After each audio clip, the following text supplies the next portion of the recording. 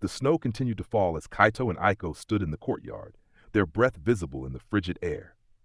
Kaito's hand tightened around hers, as if holding on to her could somehow keep her from slipping away. "We'll figure it out," he said, his voice steady despite the storm of emotion swirling within him. "You're not leaving. There has to be a way." Aiko gave him a faint, sad smile. "I want to believe that too, Kaito, but it's not just about what we want.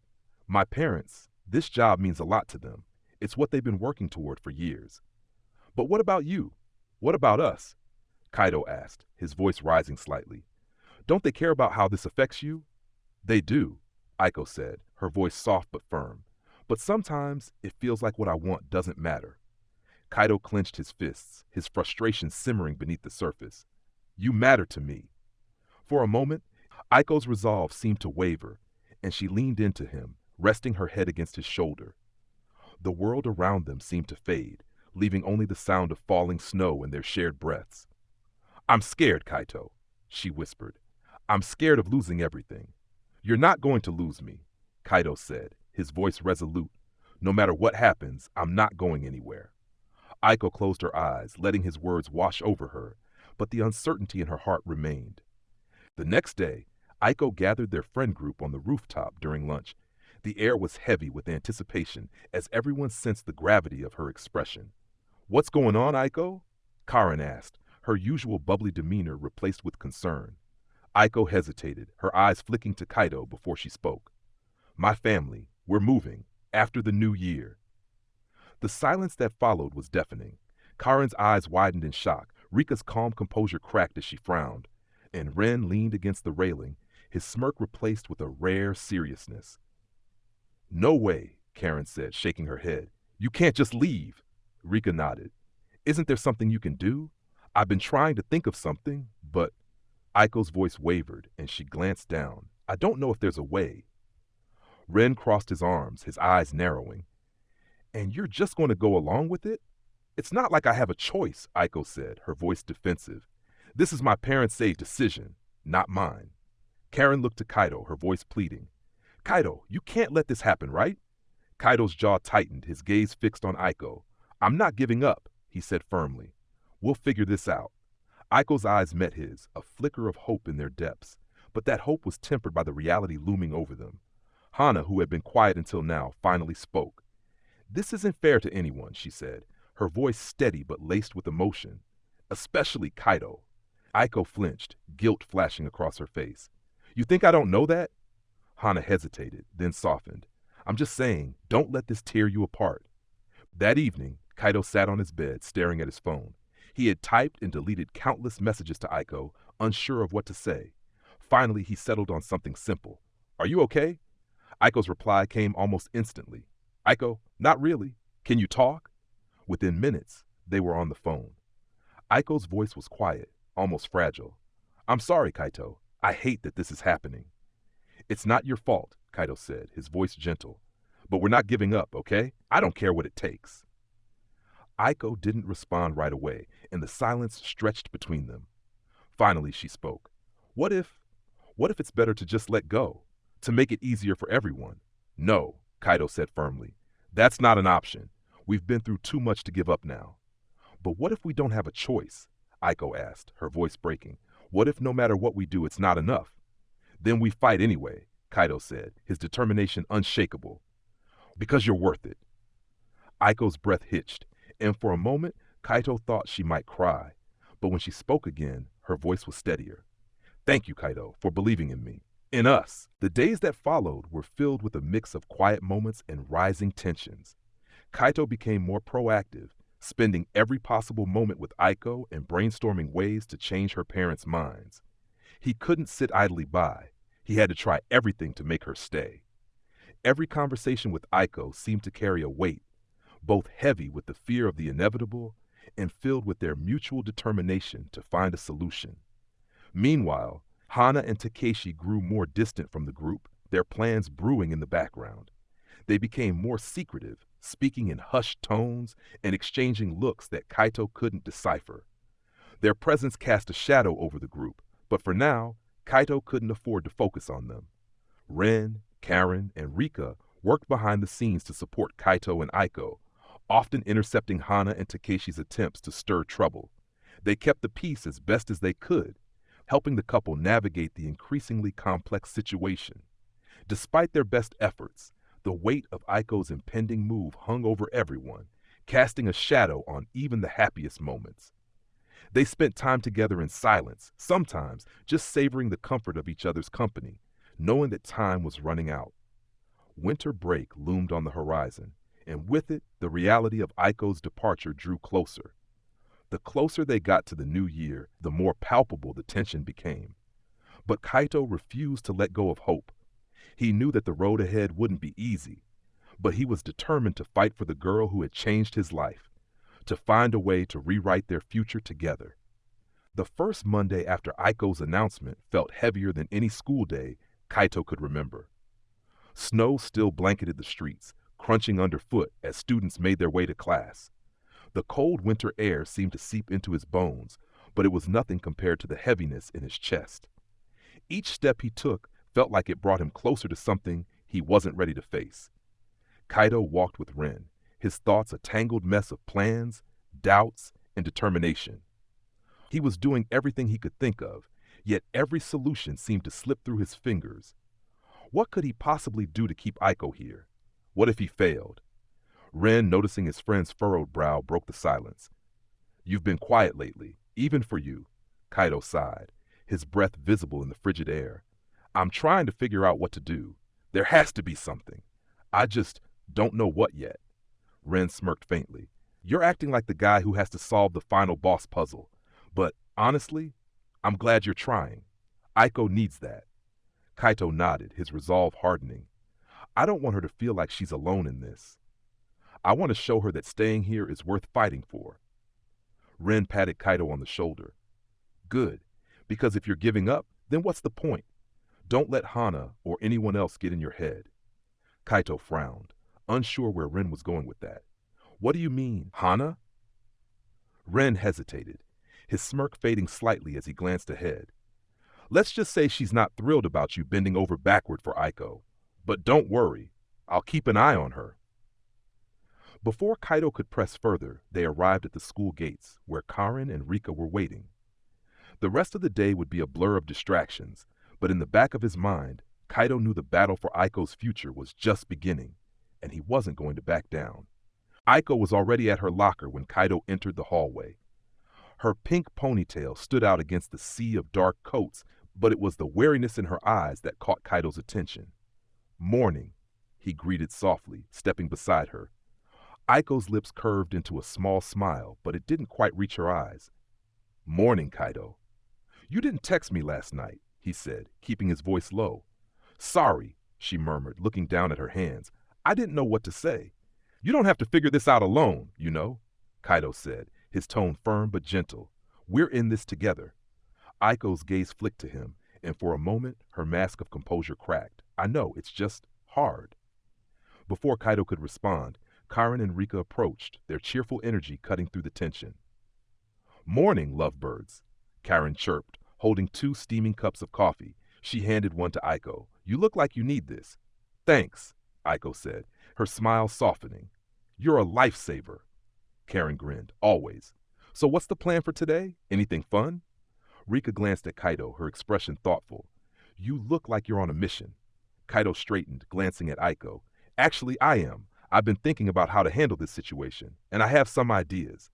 Aiko blinked, surprised. "You do?" Kaito nodded, his determination clear. "I just need some time to figure out the details, but I'm not giving up." Meanwhile, Hana sat in her classroom, tapping her pen against her notebook. Takeshi leaned back in the seat beside her, his expression unreadable. "You're awfully quiet today," Takeshi said, his tone almost teasing. Hana sighed, closing her notebook with a snap. "This whole situation is ridiculous." "You mean Kaito and Aiko?"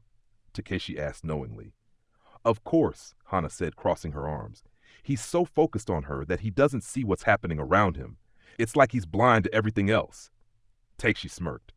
"So what's your plan? Keep watching from the sidelines or do something about it?" Hana hesitated, her jaw tightening. "I don't know. I don't want him to get hurt." Takeshi raised an eyebrow. You sure that's all it is? Hana didn't answer, her gaze drifting to the window. Snowflakes continued to fall outside, blanketing the school grounds in white. It doesn't matter. Aiko's leaving anyway. Unless she doesn't, Takeshi said, his tone sharper now. And if she doesn't, you'll regret not doing anything. During lunch, Kaito gathered the group on the rooftop, a place that had become their unofficial meeting spot. I've been thinking, he began, glancing at each of his friends. If we can show Aiko's parents how much this place means to her, how much we mean to her, they might reconsider. Ren crossed his arms, a smirk playing on his lips. So you're going full rom-com protagonist, huh? Kaito ignored him, turning to Karen and Rika. You two are close with Aiko? Do you think this could work? Karen tilted her head, her expression thoughtful. Maybe. But her parents are pretty strict, right? We'd have to really make an impression. Rika nodded. It's worth a shot. Aiko's been trying to hold it together, but this is clearly tearing her apart. Kaito clenched his fists. Then we'll do whatever it takes. That evening, Aiko sat at her desk, staring at the scattered photos she had taken over the past year. Each image was a memory, a snapshot of the life she had built here. Her friends' laughter, Kaito's rare smiles, the warmth of their shared moments. A tear slipped down her cheek as she picked up the photo of her and Kaito at the festival, their faces lit up by fireworks. I don't want to leave, she whispered, her voice trembling. But what if staying only makes things harder for him? Her phone buzzed with a message from Kaito. Kaito, are you okay? Aiko stared at the screen, her fingers hovering over the keyboard. Finally, she typed a reply. I don't know. She hesitated before sending another message. Can we talk tomorrow? There's something I need to tell you. As the snow continued to fall outside, Aiko knew that the days ahead would test them in ways they hadn't imagined. But for now, she clung to the hope that somehow they could find a way through this, together. The following day, Kaito woke up with Aiko's message still fresh in his mind. The thought of what she might say filled him with equal parts anticipation and dread. He tried to focus during morning classes, but his mind kept drifting to their planned conversation. When lunchtime finally came, Kaito grabbed his bento and headed to the rooftop. Aiko was already there, leaning against the railing, her pink ponytail swaying slightly in the chilly breeze. She turned at the sound of the door opening and offered him a small, nervous smile. Hey, she said softly. Hey, Kaito replied, closing the door behind him. He walked over, setting his lunch down beside hers. You said you wanted to talk? Aiko nodded, glancing out at the snow-covered courtyard below. Yeah, I've been thinking a lot about everything. Kaito stayed quiet, giving her the space to gather her thoughts. Finally, she turned to him, her blue eyes shimmering with a mix of determination and vulnerability. I don't want to lose what we have, Kaito, but the truth is, I'm scared. Scared? Kaito asked, his brow furrowing. Of what? Aiko hesitated, wrapping her arms around herself. Of what happens if I stay? What if it's not enough for my parents? What if it puts too much pressure on you? What if we can't make it work? Kaito took a step closer, his voice steady. Aiko, I don't care how hard it gets. I want to fight for us, for you. You're the one who made me believe in something bigger than myself. I'm not giving that up. Aiko looked at him, her expression conflicted. But what if it's too much? What if I hurt you by staying? Or if I leave and it's even worse? Kaito reached out, gently taking her hand. Then we figure it out, together. Aiko's breath hitched, and for a moment, she looked like she might cry. Instead, she leaned her forehead against his shoulder. You always make it sound so simple. It is, Kaito said, his voice firm, because it's you. Meanwhile, Ren had been busy assembling the group to tackle the larger problem at hand, convincing Aiko's parents to reconsider the move. Karen, Rika, and May sat with him in an empty classroom, each of them wearing expressions ranging from determined to skeptical. So what's the plan? Karen asked, leaning forward. How do we convince her parents to stay? Ren smirked. Simple. We remind them of everything Aiko has built here, the friends she's made, the happiness she's found. They need to see that uprooting her isn't just about a better job, it's about tearing her away from the life she's made. May raised an eyebrow. And how exactly do you plan to show them that? Ren leaned back in his chair, crossing his arms. We make it undeniable. Photos, testimonials, maybe even a presentation. We'll leave them no choice but to see how much she belongs here. Rika nodded slowly. It's ambitious, but it could work. Aiko's parents are practical, right? If we present the right arguments. Exactly, Ren said. We just have to play it smart. Hana, meanwhile, sat alone in the library, her thoughts a storm of conflicting emotions. She had watched Kaito and Aiko grow closer, and despite her best efforts, she couldn't shake the sting of jealousy that lingered in her chest. It's not fair, she muttered to herself, her fists clenching. Why does she get to have everything? A voice interrupted her thoughts. Talking to yourself again? Hana looked up to see Takeshi standing nearby, his hands stuffed in his pockets. He smirked, but there was an edge to his expression. What do you want, Takeshi? She asked, her tone sharper than intended. Just checking in, he said, pulling out a chair and sitting across from her. You seem tense. Hana sighed, leaning back in her seat. It's nothing. Doesn't look like nothing, Takeshi said, leaning forward. Let me guess, Kaito and Aiko? Hana glared at him, but didn't deny it. Takeshi smirked. Thought so. You know, you don't have to just sit back and watch. Hana's eyes narrowed. What are you suggesting? Nothing drastic, Takeshi said, shrugging. But if you really care about Kaito, maybe it's time to make him see that. Hana hesitated, her mind racing. She didn't trust Takeshi's motives, but his words struck a chord. Was she really going to let things end like this? A few days later, the tension escalated when Aiko's parents arrived in town. The group decided to meet at Karen's house to finalize their strategy. They're here, Aiko said, her voice strained as she looked at her phone. They want to meet with me tomorrow to discuss the move.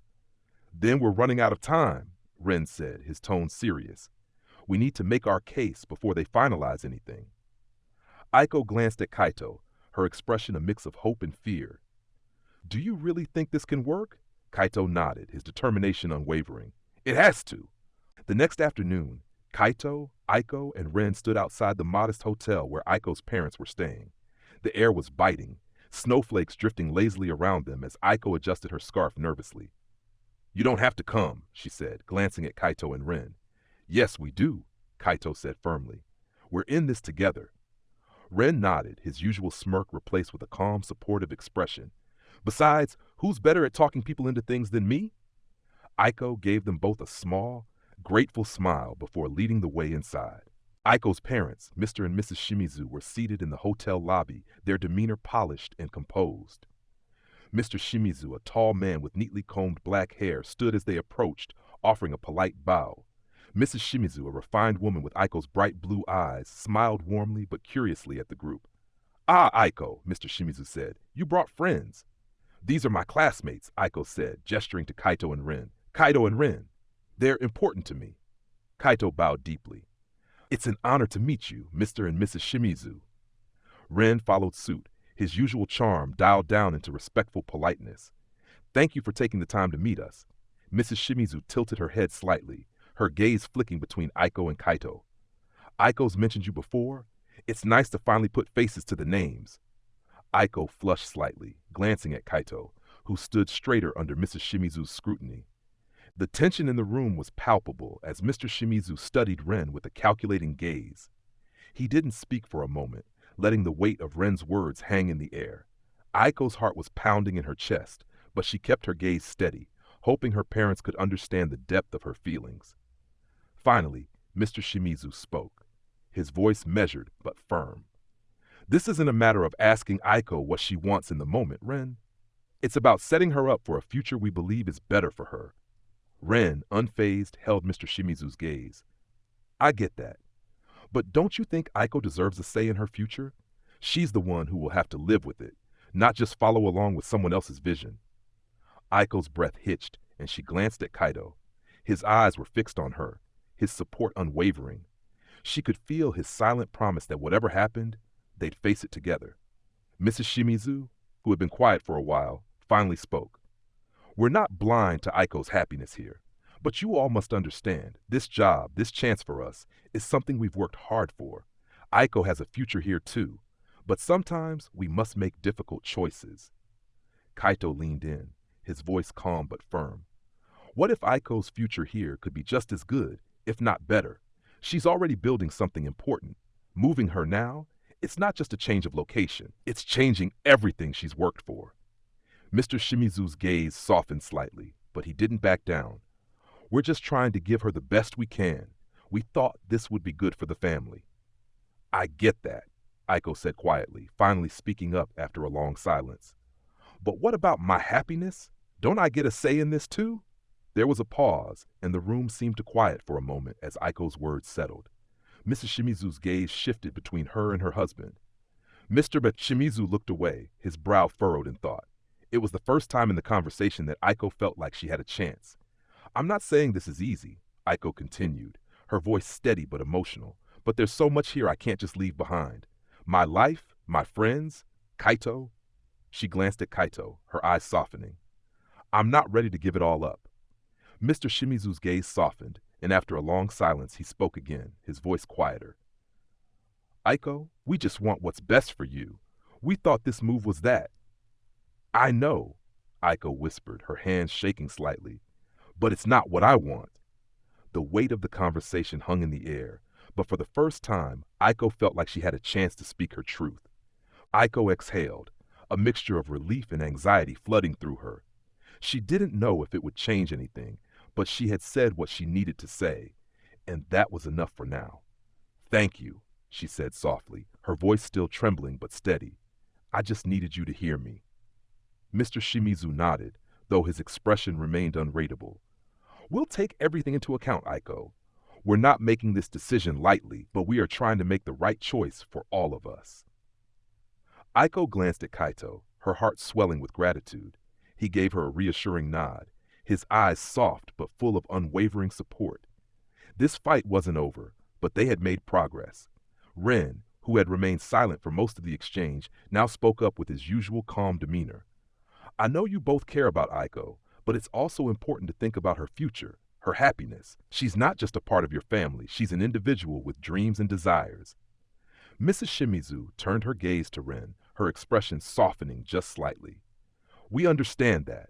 It's just difficult. We've worked so hard to make this opportunity a reality for us. I get it, Ren said, his voice genuine but firm. But sometimes the things that truly matter don't come in a package wrapped with ribbons. It's about what's inside. There was a long pause, and Aiko could feel the weight of the moment pressing down on her. She wasn't sure if they had convinced her parents yet, but at least they were finally listening. She hadn't been sure if they ever would. I'll respect whatever you decide, Aiko said quietly, but her tone carried a sense of resolve. But I hope you can see that my happiness matters too. Mr. Shimizu glanced at his wife, and after a few moments of silence, he spoke again. We'll give you the time you need, Aiko, and we'll think this through, together as a family. Aiko nodded, feeling the tension ease just a little. Thank you, she whispered again, this time with a bit more certainty. She stood, her hand reaching out to Kaito, who immediately stood by her side. As they made their way out of the room, Aiko felt a flicker of hope reignite in her chest. It wasn't the resolution she had hoped for, but it was a step forward. The road ahead was uncertain, but for the first time, she felt like she had some control over her future. And as long as she had Kaito by her side, maybe, just maybe, they could face whatever came next together. As they walked down the snowy street, the sound of their footsteps crunching in the fresh snow felt like the only thing that existed in the world. Aiko's shoulders had relaxed, and her usual lively energy was slowly returning as she chatted with Kaito and Ren. I still can't believe they're actually listening, Aiko said, her tone lighter than it had been in days. I was so sure they'd shut me down completely. They just needed to hear you out, Kaito said, his voice steady. You're not alone in this, Aiko. We've got your back, always. Aiko looked up at him, her expression softening. I know, and I really appreciate it. I don't think I could do this without you two. She turned to Ren, smiling. Even if you do like to stir things up. Ren grinned, a mischievous twinkle in his eye. Hey, someone has to keep things interesting. Can't let Kaito do all the thinking. Aiko rolled her eyes but laughed, the sound light and free. It felt like a weight had been lifted from her shoulders, and for the first time in a while she was able to breathe a little easier. Kaito looked at her, a quiet determination in his eyes. We'll keep fighting for this. No matter what comes next, we'll face it together. Aiko met his gaze, the connection between them undeniable. Yeah, she whispered, her heart swelling with a mix of relief and gratitude. Together. As they reached the school gates, the weight of the world still hung heavy in the air, but it felt a little less oppressive. They weren't done yet, but for the first time in a long time, they had a plan, and that gave Aiko hope. The days following the meeting with Aiko's parents were filled with a heavy silence. Though Mr. and Mrs. Shimizu hadn't made a final decision yet, the uncertainty weighed on Aiko. Kaito could see it in the way her usual energy seemed forced, her bright smile strained. At school, her usual vibrancy had dulled. She avoided prolonged conversations, kept her head down during class, and barely touched her lunch. Even her teasing remarks, the ones Kaito had come to expect, had disappeared. The soft crunch of snow underfoot and the muffled chatter of students set the backdrop as Kaito, Ren, Hana, Karen, Rika, and Aiko settled into their usual spot in the school courtyard. Snowflakes drifted lazily from the sky, but the air between them felt heavier than the winter chill. Aiko sat between Karen and Kaito, poking at her bento with her chopsticks. She had taken only a few bites before setting it aside, her eyes focused on the falling snow. "You've barely eaten," Karen said softly, nudging her shoulder. "I'm not that hungry," Aiko replied, forcing a small smile. "You can have it if you want." Karen frowned, but didn't push further. Rika, sitting quietly beside her, added in her usual calm tone, "You know you don't have to keep everything to yourself, right?" Aiko's fingers tightened around her chopsticks. "I know." Ren, sensing the weight of the conversation, tried to lighten the mood. "I never thought I'd see the day when Aiko Shimizu was quiet. Did the snow steal your energy?" Aiko managed a faint laugh, but it lacked her usual warmth. "I guess even I need a break sometimes." Kaito leaned closer to her, his voice low so only she could hear. "Aiko, if you're not okay, you can tell me." Her eyes darted to him briefly before she looked away. "I'm fine, really." Hana, who had been watching quietly, finally spoke. "You've been tired a lot lately, haven't you?" Aiko froze for a moment before nodding. "Yeah, I guess I have." The conversation fizzled into silence, and Aiko suddenly stood, gathering her things. "I need some air. I'll catch up with you guys later." As she walked away, Hana sighed. "She's taking this harder than I thought." Ren glanced after her, his expression uncharacteristically serious. "Of course she is. She's fighting to hold on to something she knows she might lose." Kaito stood, ready to follow her, but Ren grabbed his wrist. "Not yet, Kaito. Give her space. You'll make things worse if you push too hard." Hana surprisingly nodded in agreement. "He's right. Sometimes you have to let people come to you." Reluctantly, Kaito sat back down, his gaze fixed on Aiko's retreating figure. "I just don't want her to feel alone." On the school rooftop, Aiko stood with her arms resting on the railing, her breath visible in the frigid air. Below her, the snow-covered campus was serene, but her mind was anything but. The cold bit at her cheeks, but she barely noticed. Maybe this is for the best, she thought bitterly, her heart sinking. Maybe it's easier to leave before I make things harder for everyone. Her phone buzzed in her pocket, breaking her thoughts. She pulled it out to see a message from Kaito. "You're not alone. We'll figure this out together." Her grip on the phone tightened as tears pricked her eyes. She wanted to believe him, but a small voice in her mind whispered otherwise. What if there's nothing to figure out? What if this is it? She slid her phone back into her pocket, her chest heavy with uncertainty. That evening, Kaito sat on his bed, staring at his phone. Aiko's silence after his message gnawed at him. He replayed the day's events in his mind, her forced smile, her quiet words, the way she had walked away. Ren's earlier advice echoed in his mind. Sometimes you have to let people come to you. But Kaito couldn't sit idle. Aiko had always been the one to reach out, to pull him out of his shell. Now it was his turn to step up. He clenched his fist, determination settling over him. "I won't let her give up, not on us." In the empty school gym, Hana and Takeshi sat on the bleachers, the sound of basketballs bouncing in the distance.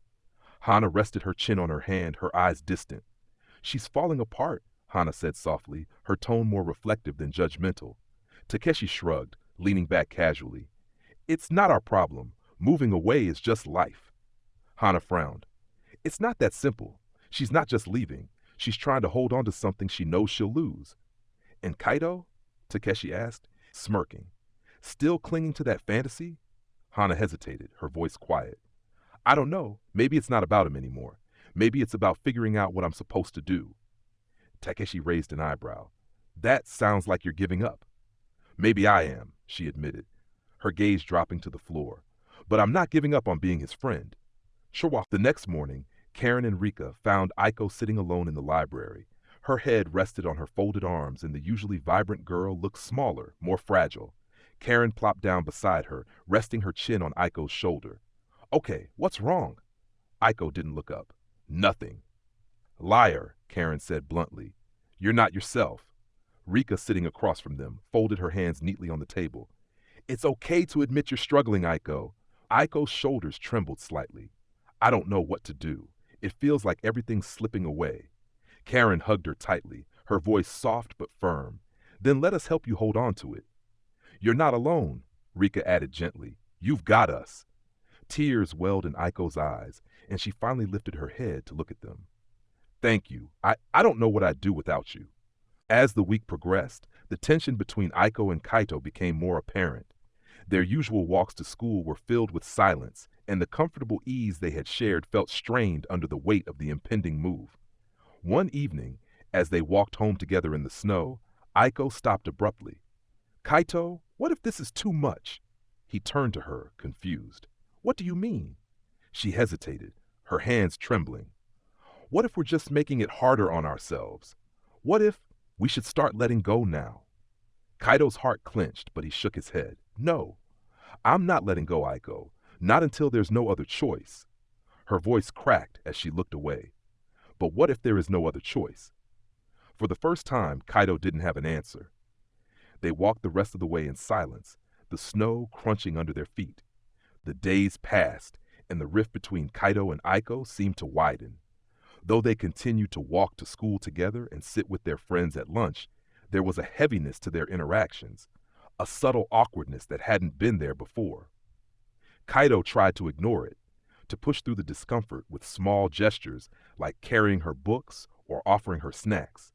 But Aiko's responses, though polite, felt distant. Her smiles didn't reach her eyes, and her laughter lacked its usual warmth.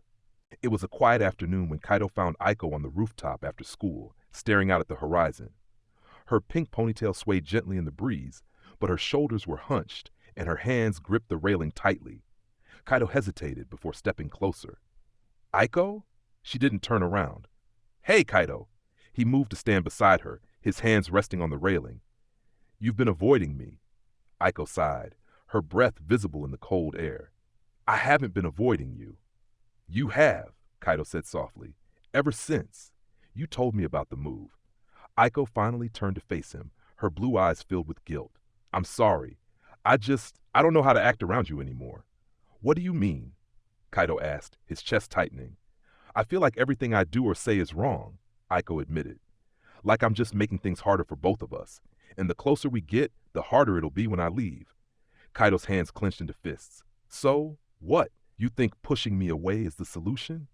Her voice cracked. Maybe it is. Maybe it'll hurt less if we start letting go now. Kaito shook his head, his frustration boiling over. You don't get to decide that for me, Aiko. I don't care if it hurts. I'd rather spend every second I can with you than start acting like you're already gone. Tears welled in Aiko's eyes, but she wiped them away quickly. Kaito, he softened, his voice quieter now. I know you're scared. I am too, but running away from this won't make it easier. It'll just make it worse. Aiko looked away, biting her lip. I'm not strong like you, Kaito. I don't know how to face this without falling apart. You don't have to do it alone, Kaito said, stepping closer. You have me, and Karen, and Rika, and Ren. We're all here for you. For a moment, Aiko seemed to waver, her walls beginning to crack. But then she stepped back, shaking her head. I need time, Kaito. I need to figure this out. Kaito watched her walk away, his heart sinking as her words echoed in his mind. I need time. Later that evening, Aiko sat on the floor of her room, surrounded by old photo albums and mementos. She flipped through a scrapbook she had started years ago, her fingers tracing the edges of pictures from her childhood. Her gaze lingered on a recent photo of her and Kaito at the cultural festival, their smiles bright and genuine. She swallowed hard, tears spilling onto her cheeks. What am I doing? She thought, clutching the photo to her chest. I don't want to lose this, but how can I keep it when everything's changing? Her phone buzzed with a message from Karen. Karen, hey, we're thinking of going out this weekend. You in? Aiko stared at the screen, her fingers hovering over the keyboard. She wanted to say yes, to pretend everything was normal, but the weight of her own doubts held her back. Instead, she typed a short reply. Aiko, I'll let you know. She set the phone aside and leaned back against her bed, her chest aching. I don't know how much longer I can keep this up. Meanwhile, Kaito sat at his desk, his sketchbook open but untouched. His pencil lay idle in his hand as he stared out the window, his thoughts consumed by Aiko. Ren's words from earlier replayed in his mind. Give her space. She'll come around. But how much space was too much? And what if she didn't come around? The thought of losing her, not just to the move, but to her own fears, was unbearable. He glanced at his phone, tempted to call her, but something stopped him. He didn't want to push her further away. Why can't I fix this? He thought, his fist clenching. Why does it feel like everything I do just makes it worse? A soft knock at his door broke his thoughts. His mom peeked in, her expression concerned. Kaito, you've been quiet all evening. Is everything okay? He hesitated before shaking his head. Not really. She stepped inside, sitting on the edge of his bed. Is it about Aiko? Kaito nodded, his voice barely above a whisper. I don't know what to do, Mom. She's slipping away, and I can't stop it. His mom placed a comforting hand on his shoulder. Sometimes, all you can do is be there for the people you care about. Even if they don't let you in right away, knowing you're there can mean more than you realize. Kaito looked at her, her words offering a small glimmer of hope. Thanks, Mom. She smiled gently. You're a good kid, Kaito. Don't forget that. At the same time, Hana sat in her room, staring at her own phone. She had noticed the growing distance between Kaito and Aiko and couldn't ignore the flicker of satisfaction it brought her. But that satisfaction was quickly replaced by guilt. Is this really what I want? She wondered, clutching her pillow tightly. To see them fall apart just because I can't let go? She thought back to her own moments with Kaito, the times when they were just kids, laughing and playing without a care in the world. The thought of losing that connection completely filled her with dread. Hana sighed, a knot forming in her stomach. I don't want him to be miserable. But if Aiko keeps hurting him, what am I supposed to do? Her thoughts swirled as she stared at the snow falling outside her window, the silence of the night offering no answers. The air in the hallway was tense as students gathered their things and trickled out of the building. Aiko was walking toward her locker when Hana suddenly appeared from around the corner, her green eyes sharp and filled with an energy that stopped Aiko in her tracks. Hana, Aiko greeted cautiously, sensing the hostility radiating off her. What's going on? What's going on? Hana repeated, her voice laced with sarcasm as she crossed her arms. What's going on is that I'm done watching you hurt Kaito. Aiko blinked, caught off guard. What are you talking about? You know exactly what I'm talking about, Hana snapped, stepping closer. All this pulling away, acting like you care about him but still leaving him in the dark. It's cruel, Aiko. Aiko's jaw tightened, a spark of defiance flaring in her chest. You don't know what you're talking about. You have no idea how hard this is for me. Oh, spare me, Hana shot back, her voice rising. I've been watching Kaito beat himself up over you for weeks. You're stringing him along while you prepare to leave, and you think that's okay? That's not fair, Aiko shouted, her voice trembling with anger. You think I want this? You think I want to hurt him? I'm trying to make this easier for both of us. Easier? Hana laughed bitterly. You call this easier? You're breaking him, Aiko, and you're too much of a coward to face it. Aiko's hands clenched into fists, her body shaking with emotion. You don't get it, Hana. You don't know what it's like to have no choice, to be forced to leave the person you... She stopped herself, biting her lip. The person you what? Hana challenged, stepping even closer. Care about? Love? If you really cared about him, you wouldn't be running away like this. You think you're so righteous, Aiko spat, her voice dripping with sarcasm. Don't act like you're doing this for him. You're doing this for yourself because you can't stand the fact that he's happy with me. Hana's face flushed with anger, her composure slipping. That's not true. Isn't it? Aiko said, her blue eyes blazing. You've been holding on to this for so long, hoping he'd come back to you. Well, guess what, Hana? He chose me. The tension in the hallway was palpable, and students nearby began to pause, sensing the brewing storm. Hana took another step forward, her voice dangerously low. You don't deserve him. Aiko's lips curled into a bitter smile. And you do? The sharp words hung in the air, and for a moment, it seemed like the confrontation would escalate further. Then Hana lunged forward, and Aiko stood her ground, her chin raised defiantly. Before anything physical could happen, a voice cut through the chaos. Hey, stop it! Ren's voice boomed as he rushed toward them, flanked by Karen and Rika. Ren stepped between the two girls, holding his arms out to keep them apart. What the hell is going on here? She started it, Aiko said, pointing at Hana. Me? Hana exclaimed, glaring at Aiko. You've been. Enough, Ren barked, his usual playful demeanor replaced by rare seriousness. This isn't helping anyone, especially not Kaito. At the mention of his name, both girls faltered, their anger momentarily giving way to guilt. Karen stepped forward, her voice calm but firm. You two need to cool off. This isn't the time or place for whatever this is. Rika nodded in agreement. This is getting out of hand. Hana took a step back, her fists unclenching as she averted her gaze. Fine, I'm done here. Without another word, she turned and stormed off down the hallway. Aiko stood frozen for a moment, her breathing heavy, before shaking her head and walking in the opposite direction. Ren let out a heavy sigh, running a hand through his hair. This is going to get worse before it gets better. Karen looked at him, concern etched on her face. What do we do? We fix it, Ren said simply, though his expression betrayed the weight of the task ahead. As the hallway emptied out, the echoes of the confrontation lingered, a reminder of just how fragile everything had become. Aiko sat alone on the rooftop, her sanctuary, though the winter air stung her cheeks. Her thoughts raced, replaying the heated argument with Hana, the words exchanged cutting deeply. At the center of it all was Kaito, and the weight of it was suffocating. The rooftop door creaked open, and Aiko instinctively turned. Kaito stepped out, his breath visible in the cold, concern etched on his face. There you are, he said softly, walking toward her. I've been looking for you. Aiko managed a weak smile but stayed silent, turning her gaze back to the horizon. Kaito sat beside her, close yet not touching. Ren told me what happened. Of course he did, Aiko replied bitterly, shaking her head. It's always Ren, isn't it? Kaito frowned. Aiko, what's going on? You've been distant lately, and now this thing with Hana. Aiko clenched her fists, nails digging into her palms. Kaito, I need to ask you something, and I need you to be honest. Okay, Kaito said cautiously. Her voice trembled. Do you regret us? Do you wish you'd chosen Hana instead? Kaito's eyes widened. What? No, Aiko, where is this coming from? Just answer the question, she insisted, her voice cracking. I don't regret anything, Kaito said firmly. I chose you, Aiko, because I care about you, a lot.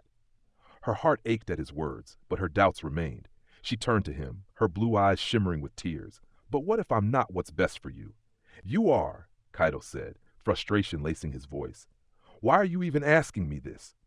Because I've been selfish, Aiko shouted, her emotions finally spilling over. I knew this would happen. I knew I'd hurt you, and I let it happen anyway. I thought I could handle it, but I can't. Kaito reached for her hand, but she pulled away, standing abruptly. Aiko, don't do this. I have to, she whispered, her voice breaking. I can't keep dragging you into this mess. I thought we could figure it out, but it's not fair to you, or to me. You're not dragging me into anything, Kaito said, standing as well. I'm here because I want to be, because I care about you. Why can't you see that? Tears streamed down Aiko's face as she shook her head. Because I can't let myself. Not anymore. Her words hung in the frigid air, cold and final. Kaito stared at her, chest tight as he tried to process her decision. So that's it? You're just giving up? I'm sorry, Aiko said, her voice barely audible. I thought I could do this, but I can't. Please, just go. Kaito hesitated, every part of him wanting to stay and fight, but the look in Aiko's eyes wasn't anger, it was pleading. She needed him to leave. He turned toward the rooftop door, pausing with his hand on the handle. For what it's worth, I don't think you're selfish, Aiko. I think you're scared, and I wish you'd let me help you instead of pushing me away. With that, he stepped through the door and let it close behind him. Aiko collapsed onto the cold rooftop floor, her sobs quiet but unrelenting. She told herself this was the right thing to do, that it was for the best. But the ache in her chest told her otherwise. The snowy courtyard bustled with activity as students mingled during their break, their laughter and chatter filling the crisp winter air. Kaito stood near the school gate, staring at the ground with clenched fists. His mind swirled with frustration and heartbreak. Aiko's distance, her words, and the mounting pressure were all too much to bear. "Kaito!" Takeshi's voice rang out sharply, cutting through the noise. Kaito glanced up to see Takeshi walking toward him, his usual smug grin replaced by a colder, more menacing expression.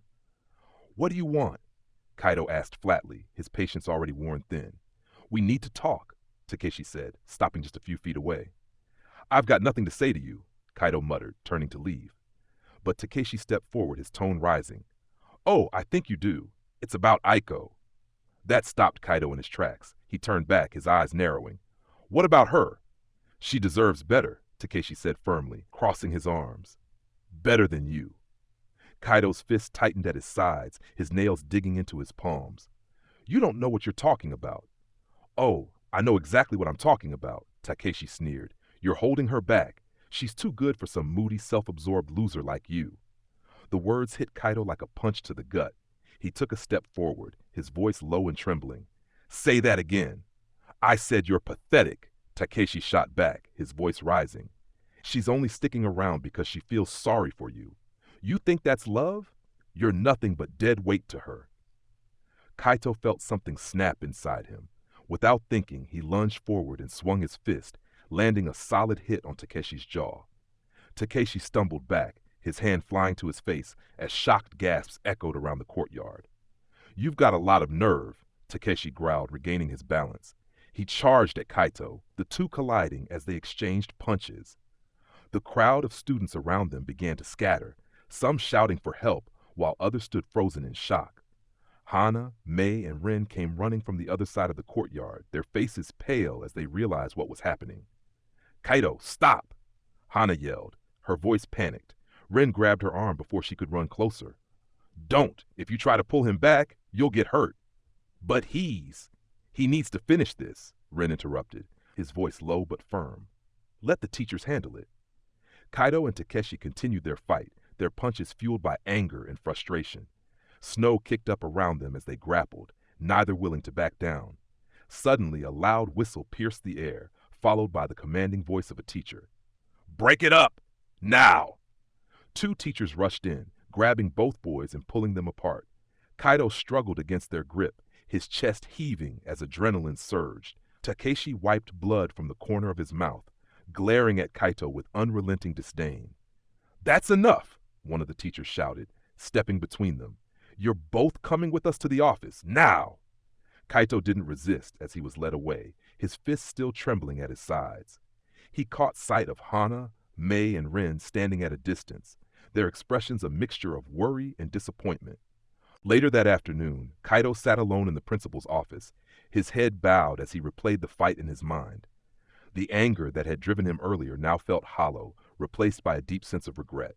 The door opened and the principal entered, her stern gaze fixed on him. "Kaito, this is unacceptable behavior. I don't care what the circumstances were, violence is never the answer." Kaito didn't respond, his hands clenched tightly in his lap. "You're suspended for a week," the principal continued. "Use that time to think about your actions. Understood?"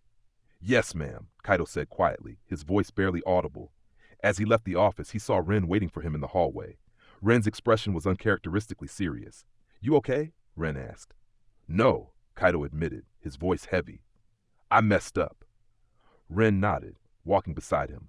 "Yeah, you did, but we'll figure it out." Kaito glanced at him, surprised by the reassurance. "You're not in this alone." Ren added, "We've got your back, just don't shut us out, okay?" Kaito nodded, though the weight of his guilt remained. Meanwhile, Aiko sat on the rooftop, staring out at the snow-covered courtyard below. She had heard about the fight and knew Kaito was at the center of it. Her chest tightened with a mixture of worry and guilt.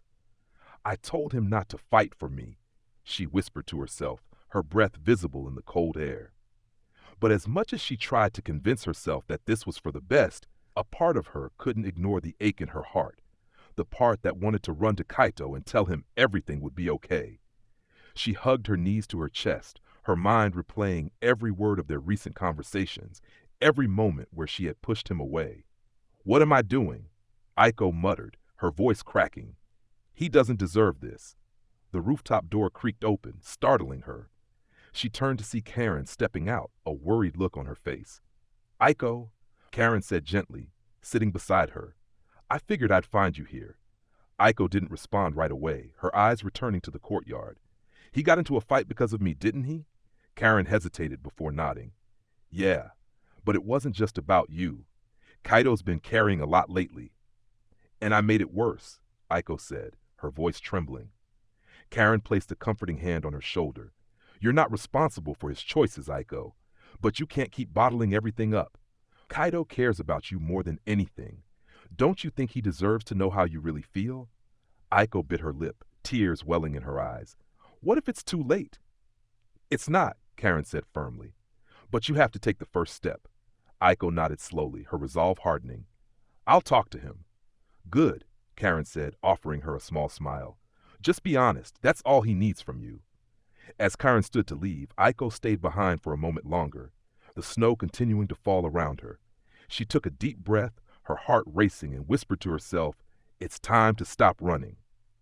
Aiko sat on the bench outside the school, her scarf wrapped tightly around her neck as the chill of winter settled in. Her hands trembled slightly, not from the cold, but from the weight of the letter she held. It was folded neatly, her handwriting carefully scrawled across the front. "To Kaito." Ren approached from across the courtyard, his hands stuffed into his coat pockets. His expression was unreadable, but his usual smirk was absent, replaced with something quieter, more serious. Without asking, he sat down beside her. "You look like you've got a lot on your mind," he said, leaning back against the bench. Aiko didn't respond immediately. She stared at the letter, turning it over in her hands. "I do," she finally said, her voice barely above a whisper. Ren tilted his head, studying her. "Does it have anything to do with why Kaito's been holed up at home like a hermit?" Aiko flinched, guilt washing over her. "I didn't mean for it to be like this." "Yeah, well, intent doesn't change the fact that he's miserable," Ren said bluntly. "You're making him worse, Aiko, and I don't get why." Aiko clenched the letter tightly, her knuckles turning white. "Because I'm trying to do what's best for him." Ren snorted, the sound sharp and bitter. "You really think breaking his heart is what's best for him?" "I'm leaving, Ren," Aiko said, her voice cracking. "Whether it's now or later, it's going to hurt. The longer we drag this out, the worse it'll be." Ren turned to face her fully, his expression darkening. "You don't get it, do you? Kaito doesn't care about how much time you have left. He cares about you. Cutting him off now doesn't make it easier. It makes it worse. He'd rather have a few more weeks with you than lose you like this." Aiko looked down, her tears spilling onto the letter. I don't know how to do this, Ren. I don't know how to make this okay." Ren sighed, leaning forward with his elbows on his knees. "You can't make it okay, Aiko, but you can stop making it worse. Talk to him. Be honest. You owe him that much." Aiko shook her head, her voice trembling. "I can't. If I see him, if I talk to him, I'll just want to stay. And I can't do that either. It's not my choice to make." Ren opened his mouth to argue, but Aiko cut him off by thrusting the letter into his hands. "Give this to him," she said, her tone firm despite the tears streaming down her face. "Please." Ren looked down at the letter, frowning. "A letter, Aiko? Seriously?" "It's the only way I can say what I need to say without falling apart," she said, her voice breaking. "Please, Ren, just give it to him." Ren stared at her for a long moment, frustration and sympathy warring in his eyes. Finally, he exhaled heavily and tucked the letter into his coat pocket. "You're making a mistake," he said quietly, "but I'll give it to him. Not because I think you're right, but because he deserves to hear what you have to say, even if it's like this." "Thank you," Aiko whispered, her hands trembling in her lap. Ren stood, looking down at her one last time. "For what it's worth, Aiko, you've been good for him, better than you realize. I hope you figure that out before it's too late." He walked away, leaving Aiko alone on the bench. She buried her face in her hands, the weight of her decision crushing her. She had convinced herself that this was the best way, but as she sat there alone with her thoughts, doubt began to creep in. In her heart, she wondered if she was making the biggest mistake of her life. Hana sat in her room, her textbooks spread out in front of her. She hadn't touched them in over an hour. Her mind was elsewhere, on Kaito, on Aiko, on the whirlwind of events that had unfolded over the past few weeks. The confrontation with Aiko, the fight with Takeshi, and now the knowledge that Aiko was planning to leave. It all churned in her mind, refusing to settle. She leaned back in her chair, staring at the ceiling, as guilt clawed at her. She had been so sure of herself before, so sure that Aiko wasn't right for Kaito, that she would hurt him. But now, with everything falling apart, Hana couldn't shake the feeling that she had only made things worse. A soft knock at her door pulled her from her thoughts. "Come in," she said quietly. May stepped inside, her expression as serious as Hana had ever seen it. "You're still thinking about everything, aren't you?" Hana sighed, rubbing her temples. "How can I not? It's a mess, May. And I don't think I helped." May closed the door behind her and leaned against it, crossing her arms. "No, you didn't, but at least you're realizing that now." Hana looked at her, startled by the bluntness. "I thought you were on my side." "I was," May said evenly. "But now I'm starting to wonder if this side thing is even the point. Kaito and Aiko don't need sides, Hana. They need people who actually care about them." "I do care," Hana snapped, her voice rising. "Then act like it," May said sharply, her eyes narrowing. "Because from where I'm standing, all you've done is try to sabotage them. And look where that's gotten us. Kaito's miserable, Aiko's breaking down, and you're sitting here feeling sorry for yourself." Hana flinched, the words hitting harder than she wanted to admit. She opened her mouth to argue, but found that she couldn't. May was right. "I thought I was protecting him," Hana said after a long silence, her voice barely above a whisper. "I thought if I could just show him that Aiko wasn't right for him, he'd realize it. And now?" May pressed. Hana looked down at her hands, her fingers gripping the edge of her desk. "Now, I think I've been selfish. I wanted him to see me, to choose me, but that's not what he wants." May's expression softened slightly. "It's not wrong to want that, Hana, but it's wrong to force it. Kaito's happiness should come first, even if it's not with you." Hana nodded slowly, her heart aching with the weight of the realization. "What do I do now?" "Make it right," May said simply. "You can't change what's already happened, but you can stop making things worse. Support him. Support Aiko. If you really care about Kaito, show him by being the friend he needs right now." Hana swallowed hard, her throat tight. "I don't know if I can face them after everything." "You can," May said firmly. "And you will, because if you don't, you'll regret it. And I think you know that." Hana looked at May, her eyes brimming with unshed tears. "I don't even know where to start." May smiled gently, stepping closer to place a reassuring hand on Hana's shoulder. "Start by being honest, with yourself and with them. That's all anyone can ask." Hana nodded, taking a deep breath as she wiped her eyes. It wasn't going to be easy, but May was right. She owed it to Kaito and to herself to try. As May left the room, Hana sat in silence for a while longer, her mind racing. She thought about Kaito's smile, the way he lit up around Aiko, the quiet determination he always carried with him. For the first time, Hana allowed herself to truly let go of the idea of being with him. It hurt, but it also felt like a weight lifting off her chest. If this was what Kaito needed to be happy, then she would do everything she could to help him get there, even if it meant stepping aside. Kaito sat in his room, staring blankly at his closed sketchbook. The pencil in his hand hovered above the blank page, but no inspiration came. The quiet hum of the heater was the only sound in the room, but it did little to comfort him. A soft knock at the door broke the silence. "Come in," Kaito muttered, not even looking up.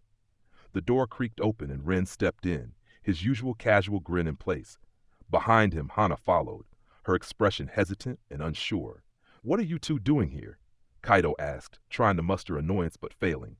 His voice came out flat, tired. "We're here to check on you," Ren said, plopping down in the chair by the desk. "You've been locked up in here for days. I thought we'd find cobwebs." Hana stepped forward, holding a bag in her hands. "We were worried," she said softly. "I brought snacks." Kaito blinked at the bag, then glanced at her. "Thanks, but I'm fine." "No, you're not. Ren said bluntly, leaning forward. Look, Kaito, we get it. You're upset. But shutting yourself off like this isn't going to fix anything.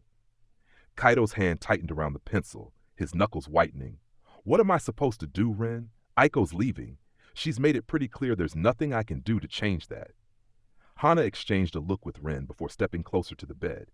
Kaito, she began carefully, I know how much this hurts. I know because I've been there. Kaito looked up at her, his brow furrowing. I was wrong about Aiko, Hana admitted, her voice trembling slightly. I thought she wasn't good for you because I wanted to believe I was the one who could make you happy. But seeing you with her, seeing how much brighter you are when she's around, I get it now. Kaito's throat tightened, and he looked away. Hana hesitated, then sat down on the edge of the bed, placing the bag of snacks beside her. Kaito, I need you to tell me. Why do you care about her so much? What is it about Aiko that makes her so important to you? Kaito hesitated, his hands shaking slightly, his mind flooded with memories of Aiko, her laughter, her confidence, the way she always managed to bring out the best in him. His voice cracked and he took a shaky breath. She makes me feel like I matter. Like I'm not just some invisible guy sitting in the corner. She sees me, Hana, and she doesn't just accept me for who I am. She makes me want to be better. His voice broke completely, and he brought a hand up to cover his face as tears spilled over. And now she's leaving, and I don't know what to do. I don't know how to stop her from slipping away. Hana's heart ached at the sight of him breaking down. Without thinking, she reached over and pulled him into a hug. Kaito stiffened for a moment, then let himself collapse into her embrace, his tears soaking into her shoulder. It's okay, Hana said softly, her voice gentle. It's okay to feel like this, but Kaito, you can't give up on her. She needs you, even if she doesn't realize it right now. Kaito's voice was muffled against her shoulder. What if it's too late? It's not, Hana said firmly, pulling back to meet his gaze. Her own eyes shimmered with unshed tears. You're Kaito. You're stubborn, and you don't give up easily. If anyone can make her believe this isn't the end, it's you. Ren cleared his throat, his tone unusually serious. Hana's right. You've been through too much to just let this go. Aiko's scared, Kaito. And yeah, she's pulling away, but that doesn't mean she doesn't care. You have to show her that what you two have is worth fighting for. Kaito wiped his face, his chest still tight but the weight easing slightly. I don't even know where to start. Hana placed a hand on his shoulder. Start by being there for her. Show her that you're not giving up, no matter how hard it gets. She's worth it, Kaito. And you know that. Ren stood up, clapping Kaito on the back. And we'll be right here to back you up. You're not doing this alone. Kaito managed a weak smile, gratitude shining through his exhaustion. Thanks, guys. Really. Hana smiled softly, standing up. Don't thank us yet. You've still got work to do. As they left the room, Kaito sat back on the bed, the faintest glimmer of hope stirring in his chest. He wasn't sure how he was going to fix things with Aiko, but for the first time in days, he felt like maybe, just maybe, it wasn't impossible. As the sound of Hana and Ren's footsteps faded down the hall, Kaito leaned back on his bed, staring at the ceiling. The weight of their words lingered, both comforting and overwhelming. He exhaled deeply, his emotions still raw but beginning to settle. That's when he noticed it, a folded piece of paper lying on his desk, just barely peeking out from under Ren's bag of snacks. Curious, Kaito reached for it and unfolded the paper, immediately recognizing Aiko's neat, slightly loopy handwriting. At the top, it read, Takeshi. His heart skipped a beat, and he sat up straighter, his eyes scanning the words. Kaito, I'm not very good at writing letters, but I thought this might be the only way to say everything I need to. First, I'm sorry for everything, for hurting you, for pushing you away, and for making things harder than they needed to be. You didn't deserve any of that. The truth is, this isn't the first time I've had to say goodbye to someone. My family moves a lot. New cities, new schools, new faces. It's just the way things have always been. And because of that, I learned to keep my distance from people. It's easier that way. Less painful. But then I met you. Do you remember the first time we talked? It was on the rooftop. You were sitting there with your sketchbook, completely in your own world. I don't know why, but something about you caught my attention. Maybe it was the way you looked so lost, but so focused at the same time. At first, I told myself it didn't matter, that you were just another person I'd eventually have to leave behind. But the more I got to know you, the harder it became to keep my distance. You made me laugh when I didn't think I could. You made me feel like I wasn't just someone passing through. You made me feel like I belonged. But now, here we are. And I'm terrified. Terrified of losing you. Terrified of what might happen if I let myself get any closer. Because if I do, I know it'll break me when I have to go. That's why I thought pushing you away was the right thing to do, to protect both of us. But all it's done is hurt you, and I hate myself for that. Kaito, you mean so much to me, more than I think I can ever put into words. You're kind and thoughtful and stubborn in the best way. You've shown me what it means to be seen, to be cared for, and to be loved. I don't know what the future holds, but I need you to know this. You've changed my life. And no matter where I go or what happens next, you'll always be a part of me. Thank you for everything, for seeing me, for being you. Kaito's hands trembled as he lowered the letter, his chest tightening with a mix of emotions. Her words were raw and honest, painting a picture of someone who had spent her whole life running, from places, from people, from pain. But now he understood.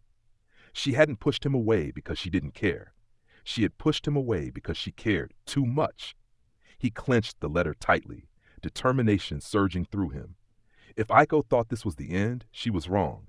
He wasn't going to let her carry this weight alone. With newfound resolve, Kaito grabbed his coat and headed for the door. He didn't know exactly what he was going to say, but he knew one thing for sure. He wasn't giving up on Aiko. Not now, not ever. The moment Kaito finished reading Aiko's letter, his world shifted. The neatly written words blurred as his hands trembled. You've changed my life. You'll always be a part of me. It wasn't just a goodbye. It was a plea, a silent, heartbreaking attempt to close a door she thought she couldn't keep open. But Kaito couldn't let it end like this, not without telling her what he felt, what she deserved to know.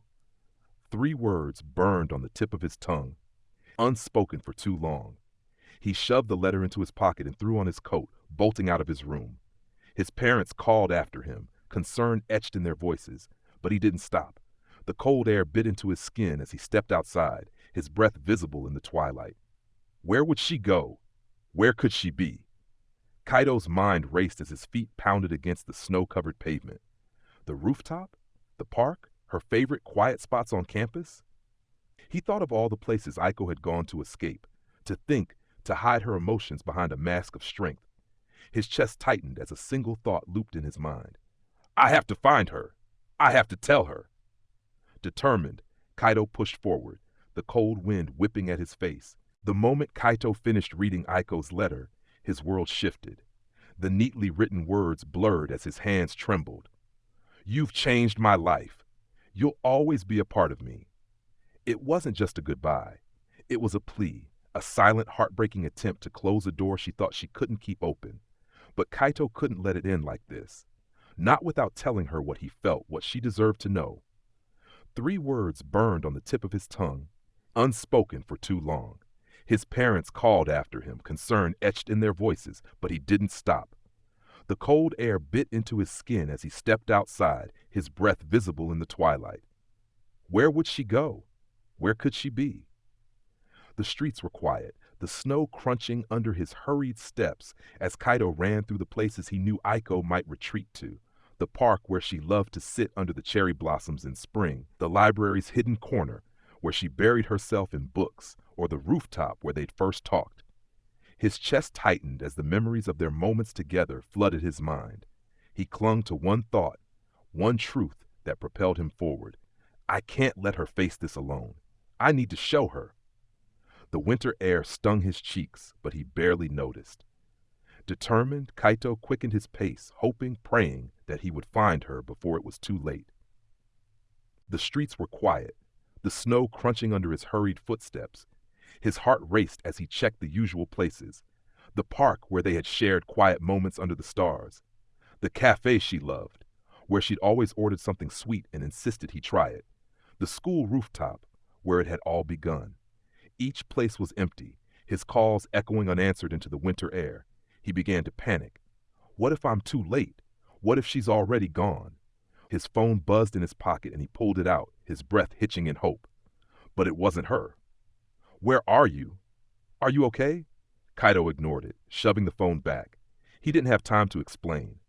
The knot in his chest tightened as he moved to the next spot, desperation clawing at him with every step. Please be somewhere. Please let me find you. As the cold seeped into his skin and exhaustion began to set in, Kaito slowed to a stop in the middle of an empty street. Snowflakes drifted down around him, the silence pressing against his ears. His chest heaved, his breath visible in the dim light of the street lamps. He clenched his fists. Why didn't I say it sooner? Those 3 words echoed in his mind, each repetition growing louder. I love you. They felt enormous, almost too big for him to carry. But they were the truth. He'd known it for months now, hadn't he? From the moment she leaned over his desk with that grin, bringing light into the dark corners of his life, he had been falling. And now, as the weight of her absence pressed on him, he realized just how much she meant to him. She deserves to know. No matter what happens next, she has to know. Kaito closed his eyes, the memory of her smile flashing in his mind. Then, determination flooding back into him, he turned and sprinted toward the only place he hadn't checked yet, the lake. When he reached the lake, Kaito's breath caught in his throat. There she was. Aiko sat at the edge of the wooden dock, her arms wrapped around her knees, her pink ponytail just visible beneath her hood. She gazed out over the frozen water, completely still, as if lost in thought. Aiko, Kaito called, his voice cracking with urgency. She turned sharply, her wide blue eyes locking onto him. Surprise flickered across her face. Kaito? What are you doing here? He didn't answer immediately. He strode toward her, his steps deliberate and firm, his emotions finally spilling over. I've been looking everywhere for you, he said, his voice trembling. Aiko's expression softened, but she quickly looked away. You shouldn't have. I had to, Kaito said, kneeling beside her on the dock. You can't just leave me like this, not without talking to me, not without letting me say what I need to say. Aiko's hands tightened around her knees. Kaito. No, he interrupted, his voice firm but not unkind. You've had your turn. Now it's mine. She blinked, startled by the intensity in his tone. You said I changed your life, Kaito began, his voice quieter now. But you changed mine too. Before you, everything felt gray, like I was just going through the motions. And then you showed up, with your ridiculous energy and your stupid pranks and that smile, and suddenly, everything was in color. Aiko's lips parted, but she didn't speak. Kaito clenched his fists, his knuckles white. I've been so scared of saying this, of screwing everything up, but I can't keep it in anymore. I need you to know. He hesitated, his throat tightening. Then, with every ounce of courage he had, he looked her in the eyes and said, I love you. The words hung in the air, raw and unfiltered, carrying all the weight of his emotions. Aiko's breath hitched, her eyes shining with unshed tears. Kaito, I know you're scared, he continued, his voice softening. I am too, but we can figure it out. We can make this work. Just don't give up on us. Aiko looked down, her shoulders trembling. You're so stubborn, she whispered, a weak laugh escaping her lips. And you're just as stubborn as I am, Kaito replied, a faint smile breaking through his desperation. For a long moment they sat in silence, the snow falling gently around them. Then Aiko leaned forward, her forehead resting against his. I don't want to hurt you, she admitted, her voice barely audible. You won't, Kaito said firmly, not if we do this together. As the snow settled on their shoulders, Aiko closed her eyes, her walls beginning to crumble. In that moment, she allowed herself to hope. And Kaito, holding on to her like she was the most precious thing in the world, silently vowed never to let her go. The snow fell gently around them, turning the world into a quiet, frozen canvas. Aiko and Kaito sat side by side on the dock, their breath visible in the cold air. The tension that had gripped them earlier had melted away, leaving behind a fragile sense of calm. Aiko pulled her knees to her chest, her voice soft but tinged with humor. You're really something, you know that? Kaito glanced at her, still catching his breath from the emotional storm that had just passed. What's that supposed to mean? Aiko smirked faintly, turning her head to look at him. You're stubborn. You charge in, say exactly what's on your mind, and somehow you think everything's going to work out. It's reckless. Maybe, Kaito said, his tone lighter now. But I couldn't just let you go without a fight. I meant every word I said, Aiko. I love you. Her teasing expression faltered, replaced by something more vulnerable. A faint blush spread across her cheeks as she looked back at the lake. You're crazy, you know that? Running all over town in this freezing weather just to find me, yell at me, and then confess. Again. Kaito let out a soft chuckle, the sound warmer than the air around them. I had to. You're worth it. Aiko's shoulders shook with laughter, though there was still a glimmer of tears in her eyes. Do you always have to say stuff like that? It's not fair. Kaito leaned back on his hands, his grin soft. Fair or not, it's the truth. Aiko stole a glance at him, her lips quirking into a smile. Well, your truth comes with a price. Let's talk about the punching incident, shall we? Kaito groaned, throwing his head back. Don't remind me. That was not my proudest moment. Oh, it wasn't exactly subtle, Aiko said, her grin widening. But honestly, you were kind of amazing. Kaito blinked, his head snapping back to face her. Amazing? Aiko leaned in slightly, her blue eyes sparkling with mischief. Yeah, the whole charging in, standing up for me, and then taking that hit, it was a little stupid, but also amazing. Kaito's mouth opened, but no words came out. Aiko took the chance to nudge his shoulder, her tone playful. Just don't make a habit of it, okay? I like my stubborn idiot boyfriend without bruises. The word boyfriend hung in the air like a melody. Kaito couldn't stop the smile that spread across his face. Boyfriend, huh? He teased, leaning slightly toward her.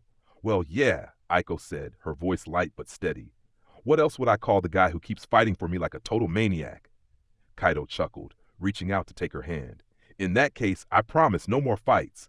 Well, unless I really have to. Aiko raised an eyebrow. Oh, you're setting conditions now? Absolutely, Kaito replied, his grin widening. Because if someone's going to fight for you, it's going to be me. Aiko rolled her eyes, but couldn't hide the smile tugging at her lips. After a moment, she held out her pinky. Deal? Deal, Kaito said, looping his pinky with hers. The gesture was simple, yet it felt like a sacred vow. They sat like that for a while, their hands lingering together as the snow continued to fall around them. The silence wasn't heavy anymore. It was peaceful, filled with the quiet understanding that whatever came next, they would face it together. Aiko broke the silence, leaning slightly closer. Since you're my boyfriend now, there's something I need from you. Name it, Kaito said, his tone earnest. Aiko grinned, her cheeks turning pink in the cold. I want us to make a list, all the things we're going to do together before I leave. A list? Kaito asked, tilting his head. Yeah, Aiko said, her voice filled with excitement. Stuff like going back to that bakery, watching cheesy movies, taking a trip to that stargazing hill. Little things that'll remind us this was all worth it. Kaito smiled softly, nodding. All right, let's do it. And one more thing, Aiko said, her voice dropping to a whisper. What's that? Kaito asked, leaning closer. Aiko closed the distance, pressing a light kiss to his lips. When she pulled back, her eyes sparkled. Add this to the list. Kaito's face flushed, but he couldn't stop smiling. I think that's one I'll never forget. As the snow continued to fall, the two of them sat together on the dock, writing their story in the cold winter air. Whatever challenges lay ahead, they were determined to make the most of the time they had left. The snow crunched softly underfoot as Aiko walked through the school courtyard during lunch. Her breath puffed out in the cold air, and her pink ponytail swayed behind her as she made her way to the benches near the track. She wasn't sure why she came here. It was quieter than her usual spots, and she felt like she needed a break from everything. When she arrived, she froze in place. Sitting on one of the benches was Hana, bundled up in a scarf and gloves, staring off into the distance. For a moment, Aiko considered turning around, but then Hana glanced up, her green eyes locking onto hers. Aiko, Hana said, her tone neutral but not unfriendly. Hana, Aiko replied, taking a hesitant step forward.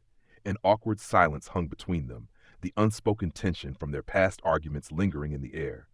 Finally, Aiko sat down on the opposite end of the bench, leaving a comfortable distance between them. What brings you out here?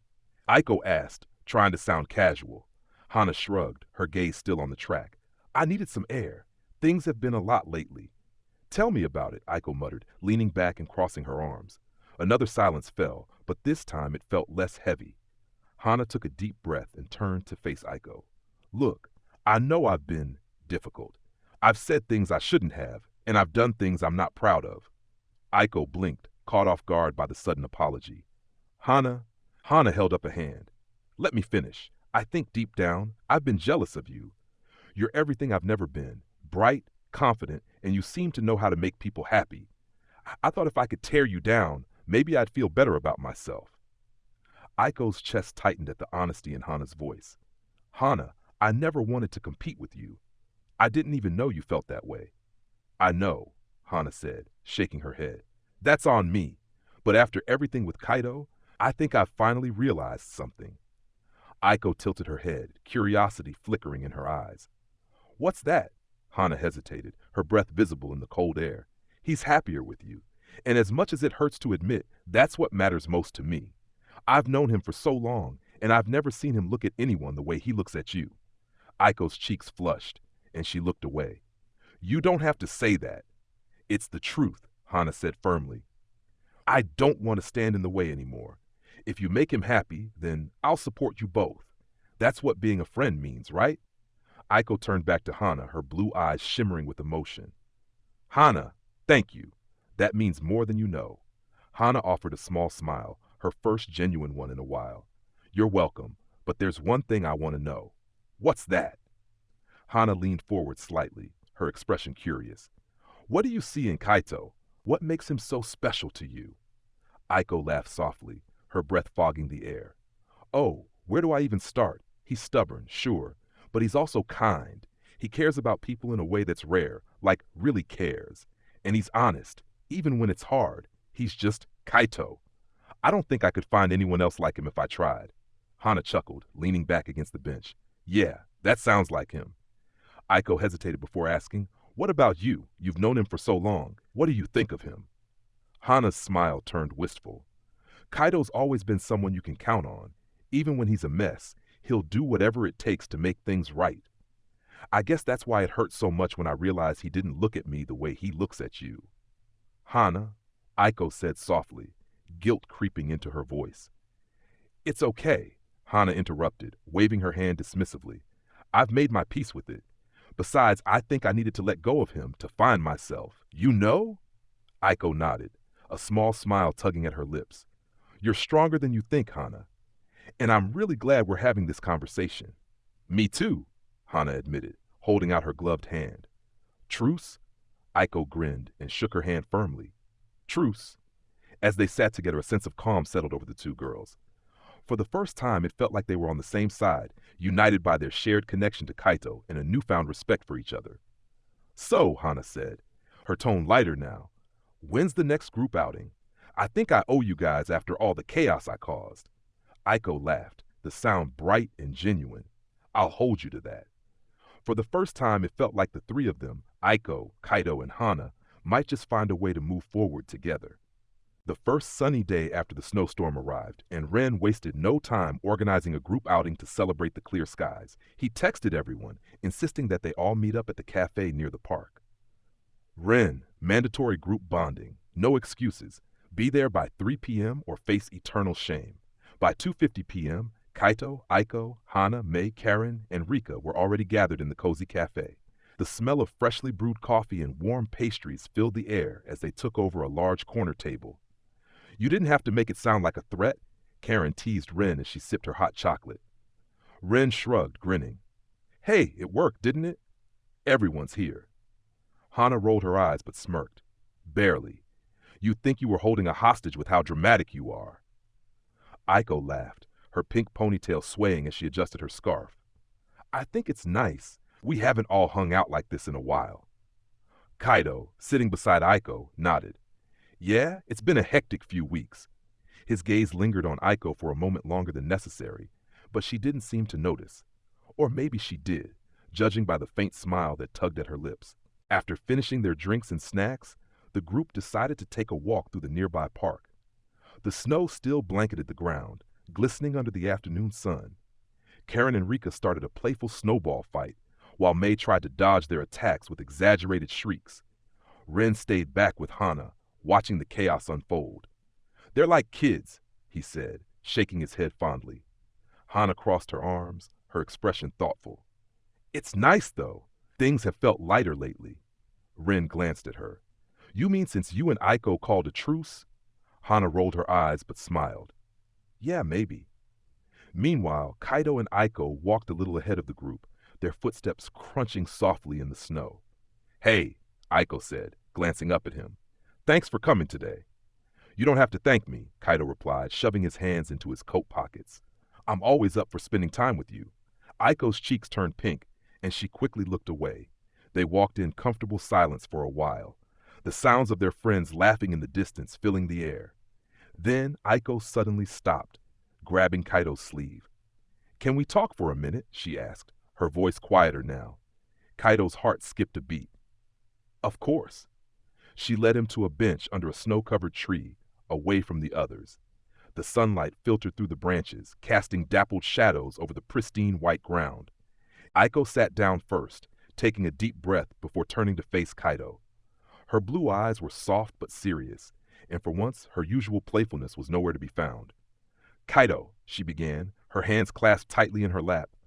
"I've been thinking about everything you said at the lake." Kaito tensed, his mind racing.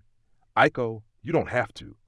"Let me finish," she interrupted gently, a faint smile tugging at her lips. "I've been thinking about it because I don't think I ever gave you a proper answer." Kaito blinked, his breath catching in his throat. "You said you loved me," Aiko continued, her cheeks flushing slightly. "And at first, I didn't know how to respond because I was scared. I've moved so much, left so many people behind.